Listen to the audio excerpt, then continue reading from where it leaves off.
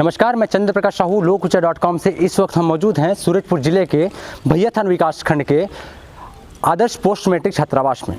ये कन्या छात्रावास का परिसर है। आप सोच रहे होंगे कि छात्रावास में आज क्या करने आया हूँ।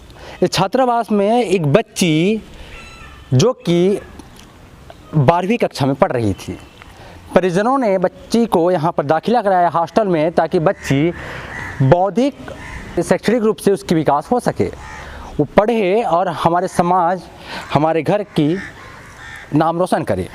इस सोच के परिजनों ने हर बच्ची को दाखिला कराया, किंतु हॉस्टल अधीक्षक के घोर लापरवाही कारण बच्ची यहाँ से लापता हो जाती है।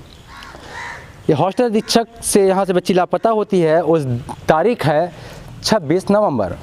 26 नवंबर को बच्ची यहाँ से लापता हो जाती है और परिजन जब बच्ची को लेने आते हैं, जब 1 तारीख को आते हैं दिसंबर को, तो पता चलता है कि बच्ची यहाँ नहीं है। जब परिजन तमाम अलग अलग लोगों से, पत्रकारों से बातचीत करते हैं, तो मैडम से बोलती है कि बच्ची खेलने गई हुई है। परिजन का भी कहना है कि हॉस्टल अधीक्षक का कहना था कि बच्ची खेलने गई है। ट्राइबल विभाग का खेल हो रहा था सूरजपुर जिले में, स्टेडियम ग्राउंड में। उस खेलने में भागीदारी ली थी, हिस्सा ली थी वो, मगर एक झूठ था ये। बच्ची यहाँ से काम करने के बहाने महाराष्ट्र राज्य में जा चुकी हुई थी। जो मामला था ह्यूमन ट्रैफिकिंग का।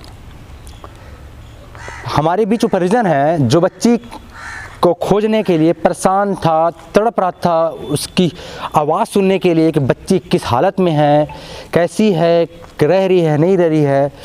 और उस पे जब मीडिया इन्वॉल्व होती है तो थाना भैया थान की झिलमिली की खोज के लाती है, महाराष्ट्र से बरामद करती है। 3 लोगों को लाया गया वहाँ से। उस 3 व्यक्ति के साथ में इनकी एक बच्ची है, इसके साथ एक उसमें से एक लड़की है जो कि कोरबा जिला का रहने वाली है, उसके साथ एक लड़का है। 3 लोगों को बरामद करती है। उसमें से उसने जो मुझे बताया, क्योंकि पुलिस की प्रेशर थी तो पुलिस ने मेरे कैमरा और तमाम ऑफर रखने नहीं दिया। ऑफ रिकॉर्ड बताया उस लड़की ने कि मैं इस हॉस्टल से मजदूरी करने के बहाने से, हॉस्टल के गेट से थाली धोने के बहाने से निकली थी, जो बाहर जाती है। एक लड़के से कांटेक्ट था उसका और जाके महाराष्ट्र में काम करती है, खेती में कहा जाए तो। हमारे इस परिजन ही हैं, परिजन से बात कराते हैं। आपको जानते हैं कि बच्ची कैसे लापता होती है, कैसे पुलिस की भूमिका क्या थी, तमाम चीज़ें इनसे ही बात कर लेते हैं। क्या नाम है आपका? धनेश्वर लकड़ा। कहाँ के दादा?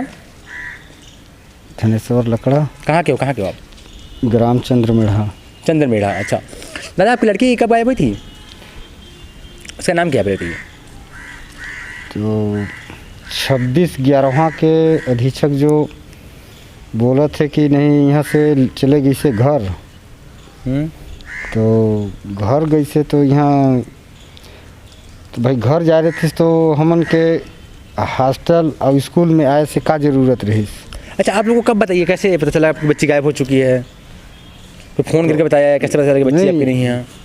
जो लड़का जो अपन बेटा जो राकेश है ओके भेजे रहन। राकेश नाम बेटा का आपका? अच्छा। हाँ, लड़का आया लेने के लिए? हाँ, तो हॉस्टल आई, स्कूल गई, तो हॉस्टले है ना स्कूले में है। अच्छा। तो 1 दिसंबर के आए इस लड़का राकेश ले, तो ना स्कूले में मिली इस लड़का, हॉस्टल में। अच्छा, इसका हॉस्टल अधीक्षक का क्या कहना था उसमें कि कहाँ गई बच्ची?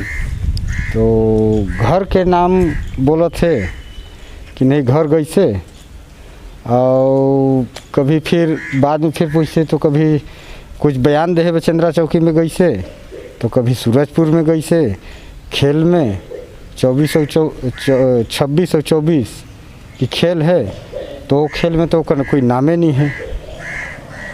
तो भाई काकर साथ गई से खेल में, खेल खिलाए वाला भी तो ओकर साथ में कोई गार्जियन तो हो ही ना।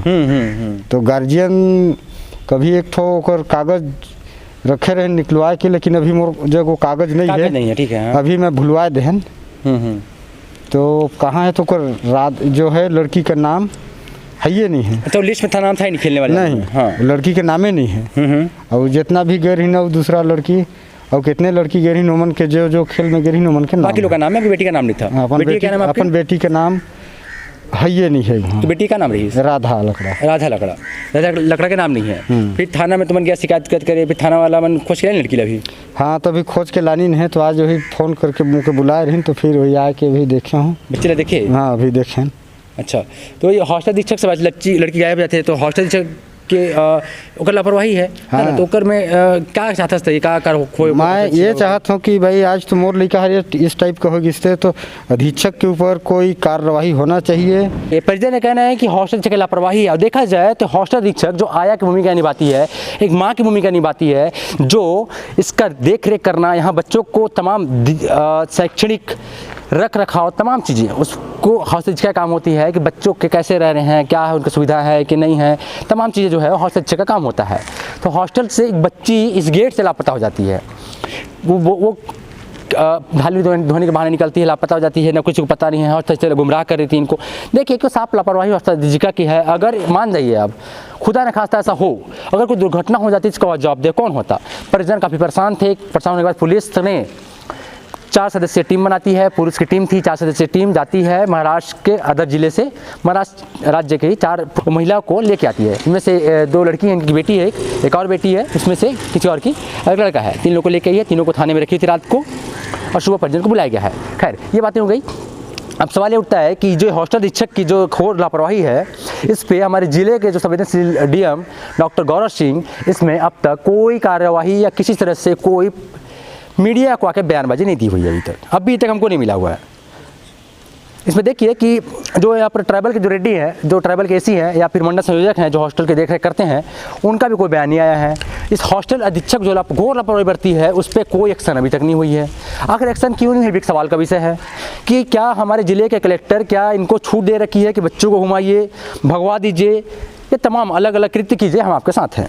क्या ये मान के चलें कि हॉस्टल को छूट दे रखे हैं आप, कि और हौसला बढ़ा देंगे इनका जो हॉस्टल और हॉस्टलें हैं कि उनको भी आप ऐसे कीजिए, हम आपके साथ हैं? तो खबर कैसी लगी तो आप लाइक कर दीजिए, कमेंट करके अपनी प्रतिक्रिया हमें ज़रूर दीजिए। धन्यवाद।